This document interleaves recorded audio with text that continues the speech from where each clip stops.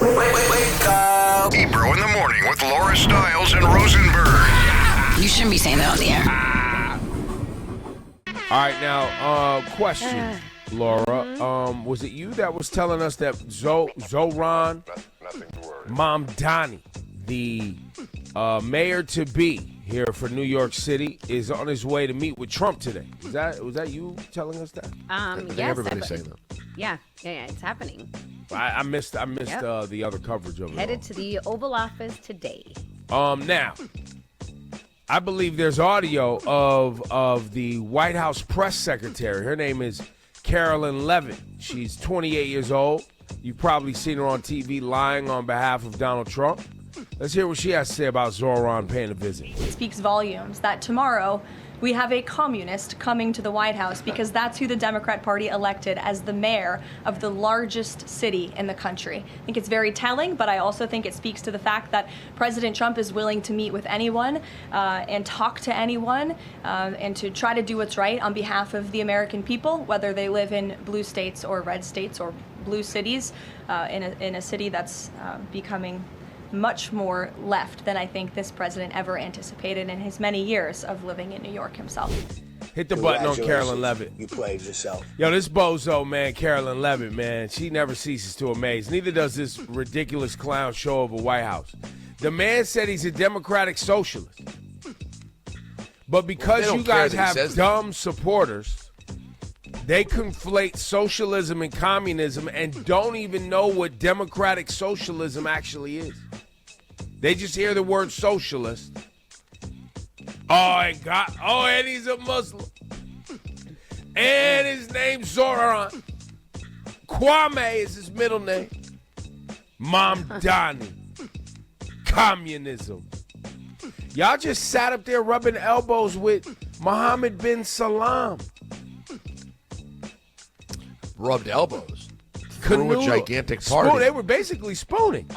Defending him, praising him. And threw a party and invited the most powerful people to honor him. That's right. But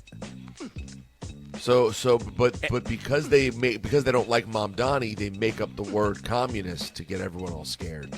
Well, it works. Guess what? Well, the word communist, they didn't make up the word communist, but they make it up. They make it up for him. To him. Democratic socialism advocates for a democracy and a socially owned economy with an emphasis on economic democracy and worker self-management while fundamentally rejecting capitalism. Well, I will say that last line it makes it pretty easy for people to believe it's communism. I'm not going to lie. I'm not going to hold you. That last line, that's gonna work with people. Well, no, I mean, I was just giving the definition of it. It is not communism. No. Although, ask me what the difference is. Nothing to worry about. What's the difference? I don't know. Hit the button. Congratulations. You played But this is the problem with our education system. But the point is, it makes no difference. It doesn't matter what either means. The word communist is scary to people. So right. Communism seeks to abolish private property. Communism seeks to abolish private property and the state to create a classless, stateless society, while democratic socialism aims to achieve social and economic equality within a democratic framework. That's a big difference. That is a difference. But people don't know the difference. And maybe if you listen to Ebro in the morning, you just learned something today. If you're still in denial and you're listening to Karoline Leavitt as your source of facts, you get this button. Congratulations. You played yourself. Laura, what you got? So, according to the Washington Post, they obtained documents that basically say, according to them, that the Coast Guard will now consider swastikas, a noose, and other symbols.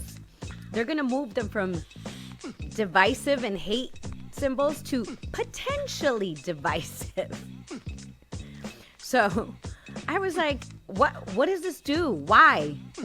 Just an excuse for all these racists to freely wave their hateful symbols? Now, I will say... Hang on. We're talking about the Coast Guard. Yeah. Does the Coast... And I don't know. This is a real question. Does the U.S. Coast Guard do any enforcement against these symbols? Now, I'm assuming if somebody's out in these waters with these flags, I'm assuming that because it's been, for how many years, considered a hate symbol, it would be like, yeah, you can't wave that. I don't know if that's the case, because internally in the United States, you could put a swastika outside your house right now and a Confederate flag right now. Now, that somebody might sue you for inciting some sort of hate or inciting a riot and get you to take it down, put some sort of injunction. But it is not currently against the law to put any of these flags up. So, and the reason I say that is because this is rage bait. This is to get us talking about something that is a nothing. But the fact that we're hold on, like this is even a thing is ridiculous. Yes, but they know they can provoke us with it.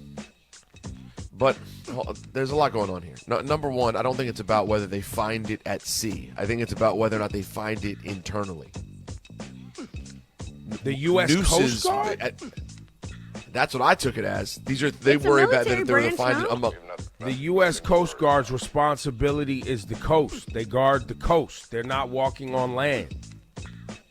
Yeah, but I don't know. I took it as, I guess you're right. You're saying that if they see it out, I also took it as things that if they found within their people.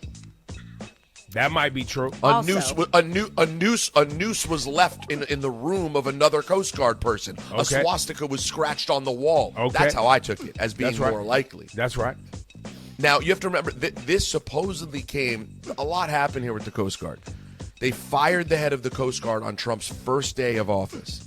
They fired the first woman who was ever in charge of the Coast Guard because they didn't like the rules that she started to change, including the aggressively pursuing the punishment and repercussions for sexual assault. That was in the initial thing that she was pursuing, was fighting back against any sort of sexual assault within the Coast Guard. Also included in that was stuff like this, making sure that all the rules were really strong. The reason they fired her, they were against her commitment to diversity and her protection of women. They fired her the first day. So now this is yet another step. And you're right, Ebro, it's kind of a nothing burger in terms of they've come out and said, no, they'd still view it as totally bad. But still, why would there be any sort of paperwork to make these symbols less bad? Because they're using these institutions, I'm convinced, this federal government we currently have, using these institutions, whether it's the Lincoln, the Kennedy Center, the museums, the armed forces, whatever, as ways to rage bait us, man, and distract us. And try to embolden their, like, I guess, whatever tough machismo, white male pride they're trying to stoke in this country. Well, sorry, I just went back to the Washington Post. In reversal, Coast Guard classifies swastikas and nooses as hate symbols. The new order came hours after the Post initially reported the service no longer planned to classify them. So they just reversed course on it now. Hit the button. There you go. While claiming they weren't, there was nothing there. Hurry up, change Apparently it. there was something there. Change it. Hurry up, change it back. Man, it's range bait, man. We are such a joke.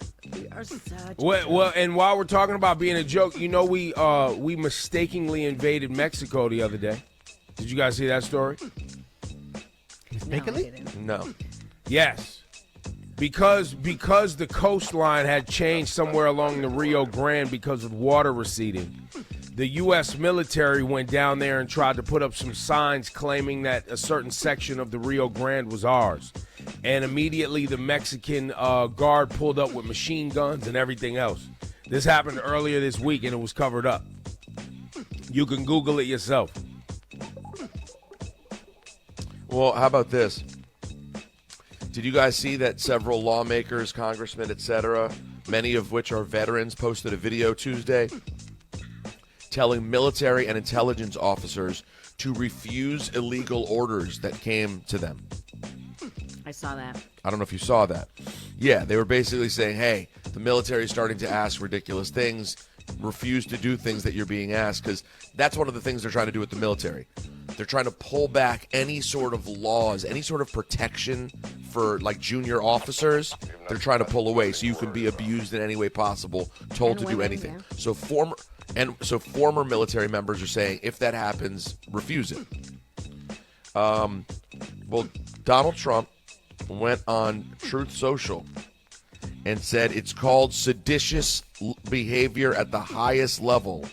Each one of these traitors to our country should be arrested and put on trial. Their words cannot be allowed to stand. We won't have a country anymore. He went on to say that these acts could be, quote, punishable by death. Wow. Karoline Leavitt said that he's not calling for the death of U.S. congressmen. They clarified that he's not calling. Even though he clearly said it's punishable by death. We're back to Karoline Leavitt the same way we started, huh? Hit this bozo with the butt.